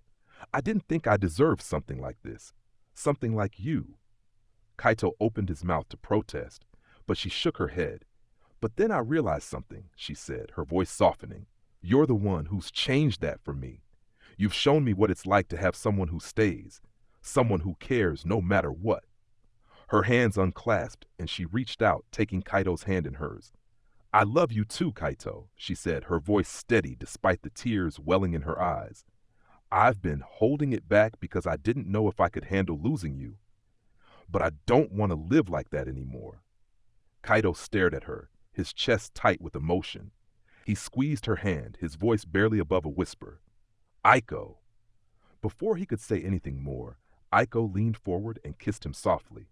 The cold air seemed to vanish, replaced by a warmth that spread between them. When they pulled apart, Aiko smiled, her eyes shimmering. "I guess that's my way of saying thank you for not giving up on me." Kaito chuckled, his heart feeling lighter than it had in weeks. "You don't have to thank me. I'm not going anywhere." "Good," Aiko said, standing up and pulling him to his feet. "Because we've got a lot of things to do before I move." Kaito tilted his head. "Oh?" Aiko grinned, her playful energy returning. "Yep, snowball fights, movie nights, stargazing. Oh, and we still need to finish that photo album." Kaito laughed, nodding. "Sounds like a plan." As they rejoined their friends, hand in hand, Kaito felt a renewed sense of hope. Even with the uncertainty of the future looming over them, he knew they'd face it together, one day at a time. The morning of Aiko's departure arrived like an unwelcome guest, heavy and somber. Aiko's family stood in the driveway, her father supervising the movers while her mother gave instructions. Snow dusted the ground, and the winter air carried a sharp chill that matched the mood. Aiko, wrapped in her signature pink scarf, stood by the open trunk of the family car. Her expression was calm, but her eyes betrayed the emotions she was holding back. She glanced at the small crowd gathered to see her off. Kaito, Ren, Hana, Karin, and Rika, all bundled up against the cold. "I didn't think you'd all come," Aiko said, her voice soft but warm. "Of course we did," Ren replied, crossing his arms with a grin. "What kind of friends would we be if we didn't?" "Yeah," Karin added, her usual cheer masking the sadness in her tone. "You didn't think you could leave without a proper send-off, did you?" Rika nodded quietly, her gaze fixed on Aiko. "We'll miss you." Aiko smiled, a flicker of gratitude breaking through her composed demeanor. "I'll miss you too.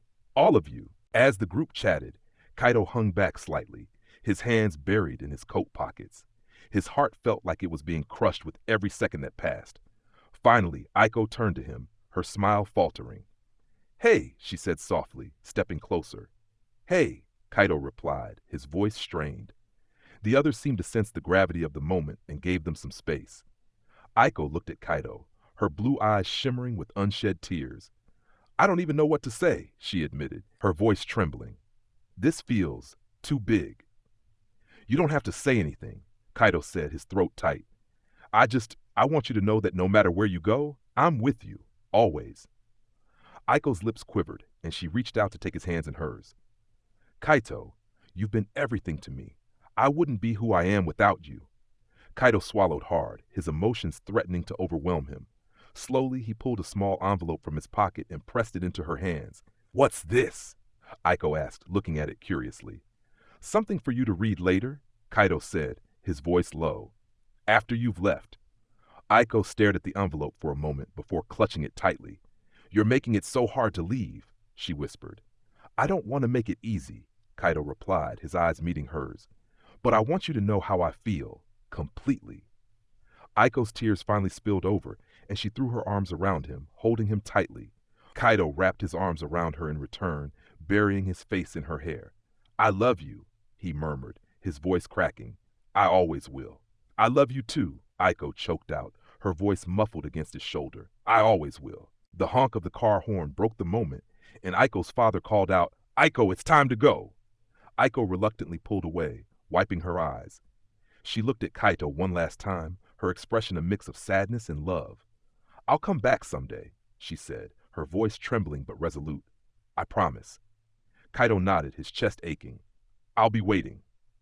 As Aiko climbed into the car, Karin and Rika waved frantically, calling out their goodbyes. Ren gave a thumbs up and a forced grin, while Hana managed a small smile despite the tears glistening in her eyes. The car pulled away slowly, and Aiko's pink scarf fluttered in the window as she waved. Kaito stood still, watching until the car disappeared down the snowy street. Hours later, Aiko sat on the plane, the envelope Kaito had given her resting in her lap. The hum of the engines filled the cabin, but all she could think about was him. She opened the envelope carefully, pulling out the folded letter inside. Kaito's handwriting was neat but slightly shaky, and her heart clenched as she began to read. "Aiko, I've never been good with words, but you deserve every word I can give you. You've brought color into my life, light into my world, and hope into my heart. I don't know how I'll get used to you not being here, but I do know this. You've changed me forever. I'll keep moving forward, carrying everything we've shared with me. No matter where you are, I'll be with you in spirit. I love you, Aiko. Always. Yours." Aiko pressed the letter to her chest, tears streaming down her face. Despite the ache in her heart, she felt a warmth that reminded her she wasn't alone. Not really. Back in town, Kaito found himself standing on the school rooftop, the snow falling softly around him. The cold wind bit at his face, but he barely noticed. His gaze was fixed on the horizon, where the city stretched out in muted shades of gray and white. His thoughts, however, were consumed by Aiko. "She'll come back," he whispered to himself, his breath visible in the frigid air. "She has to." The sound of footsteps behind him broke his reverie. Turning slightly, he saw Ren, Hana, Karin, and Rika approaching. They didn't say anything at first, their presence a quiet but powerful reminder that he wasn't alone. Ren was the first to speak, his voice gentle. "Come on, Kaito. Let's go. She'd want you to keep moving forward." Kaito hesitated, his hand brushing against the railing. He took a deep breath, letting the crisp air fill his lungs. Slowly he nodded, his resolve hardening. "Yeah, you're right. Let's go." As they left the rooftop together, the snow continued to fall, blanketing the world in a quiet, peaceful stillness. The bond between the five of them felt stronger than ever, a lifeline pulling Kaito forward into an uncertain future. Though the ache in his chest lingered, he held on to the hope that one day Aiko would return, and until then he would keep going. For her, for himself, for the future they both believed in. Weeks passed and winter deepened. Kaito returned to school after the holiday break, his steps heavier than usual. The once familiar hallways, alive with the chatter and laughter of students, felt strangely hollow. No matter how much noise surrounded him, the absence of one voice made the world quieter. Each time he passed by Aiko's classroom, his eyes flicked instinctively toward her desk. It sat empty, a stark reminder of what was missing. A pang of longing hit him every time, a weight in his chest that refused to go away. Ren, as always, noticed. Ever the watchful friend, he made it his mission to keep Kaito occupied. He dragged him into conversations during lunch, teased him relentlessly to force a smile, and convinced the rest of their group, Hana, Karen, Rika, and May, to join in. From snowball fights to late-night movie marathons, they rallied around him, their collective energy forming a barrier against the cold loneliness that threatened to creep in. Bit by bit, Kaito found himself laughing again, even if it felt muted. The ache in his chest dulled with time, and a fragile sense of normalcy began to take root. But normal wasn't the same without Aiko. Her absence was a shadow that lingered, a quiet reminder of what once was. No matter how much he tried to focus on the present, a part of him was always reaching for the past, for the bright light she had brought into his life. Yet, even in her absence, she remained a source of hope. Kaito held on to her promise, the words she had whispered to him that final morning, "I'll come back someday." And so, he kept moving forward, holding on to the belief that someday their paths would cross again. Aiko hadn't made it easy for Kaito to wallow. Despite the distance, she kept in touch through calls and texts, her cheerful voice still managing to brighten his darkest days. She'd send him snapshots of her new life, pictures of vibrant parks she'd explored, quaint little cafes she'd discovered, and even her attempts at cooking. "Don't laugh," she had said during one call, groaning as she recounted her most recent kitchen disaster. "Turns out I'm terrible at flipping pancakes." Kaito chuckled, the sound light and genuine. "I'm sure they were still edible." "Barely," Aiko admitted, her laughter ringing through the line like a melody. "Next time you're cooking, I'm just going to watch and eat." "Deal," Kaito said, a smile tugging at his lips as he imagined the scene. Aiko perched on a kitchen counter, her teasing grin lighting up the room as he attempted to impress her with his culinary skills. Moments like these gave him solace, tiny fragments of her presence that filled the gaps she'd left behind. But no matter how much her laughter lifted his spirits or how often they spoke, every conversation ended with the same ache, the bittersweet reminder that she wasn't there beside him. It was a paradox. Aiko was still a part of his life, but the distance between them felt insurmountable. And yet, he clung to their connection, knowing that it was the thread tying them together, keeping the hope of someday alive. Despite the distance between him and Aiko, Kaito found solace in the strength of his friendships. Karen and Rika, ever supportive, had become fixtures in his daily routine, joining him and Ren for lunch and lighthearted conversations. May, with her steady and calming presence, added balance to Ren's relentless energy, creating a harmony that grounded their group. One chilly afternoon, the group gathered on the school rooftop, the usual spot that had become a safe haven for all of them. They shared snacks, the crinkling of wrappers and bursts of laughter filling the air as Ren animatedly recounted one of his absurdly exaggerated stories. For the first time in what felt like forever, Kaito found himself laughing, genuinely, freely. It wasn't forced or fleeting. It was real. May, sitting quietly beside him, noticed the change and leaned closer. "You're finally laughing again," she said softly, her voice barely cutting through the chatter around them. Kaito blinked, glancing at her in surprise. "I guess I am," he admitted, almost as if realizing it for the first time. "You've come a long way," May continued, offering him a small, encouraging smile. "She's right," Hana chimed in, settling on his other side. There was no teasing in her tone, only warmth and sincerity. Aiko would be proud. Kaito's chest tightened at the mention of Aiko, but it wasn't the overwhelming sadness he'd felt before. Instead, it was a quiet, bittersweet ache, a reminder of the love and support she'd left behind.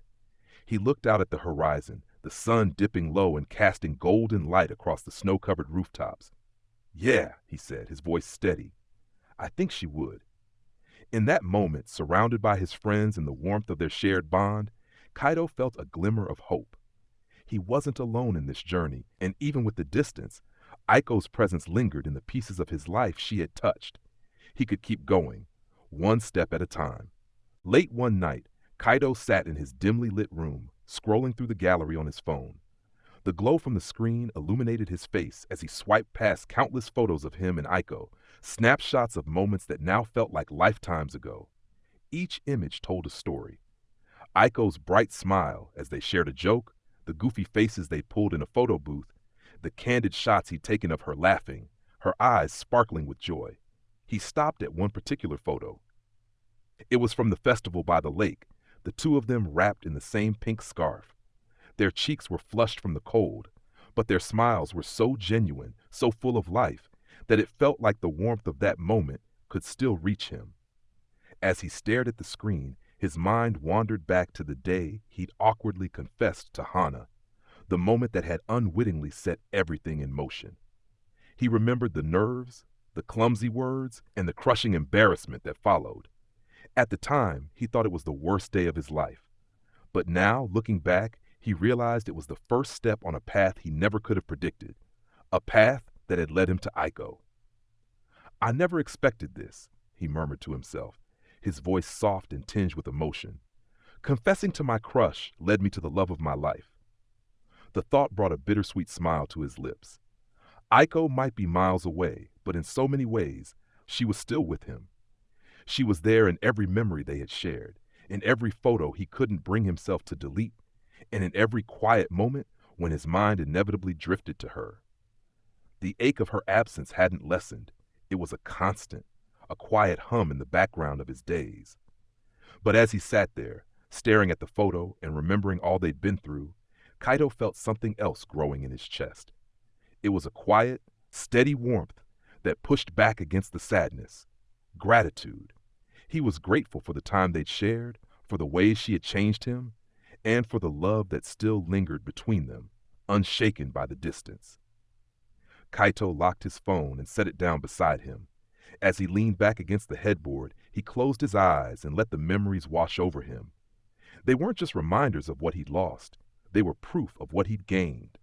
"I'll see you again, Aiko," he whispered into the stillness of the night, his voice firm with quiet determination. "And when I do, I'll make sure to tell you all over again how much you mean to me." The next morning, sunlight filtered through Kaito's window, gently pulling him from sleep. He groggily reached for his phone on the nightstand, the screen lighting up with a new notification. His heart skipped when he saw the sender. "Aiko, good morning. Hope you're ready to tackle the day. Don't forget, video call tonight. I've got something exciting to tell you." A smile tugged at the corners of his lips as he reread the message. Even from miles away, Aiko had a way of brightening his day with just a few words. He tapped out a quick reply. "Kaito, good morning. Can't wait to hear about it. See you tonight." He set the phone down, the familiar warmth spreading through his chest. As much as he missed her, messages like this reminded him that their connection hadn't faded. They were still a part of each other's lives, no matter the distance. For the first time in weeks, Kaito felt a spark of energy as he got ready for school. The weight that had been pressing on him for so long felt lighter now, replaced by a quiet but steady hope.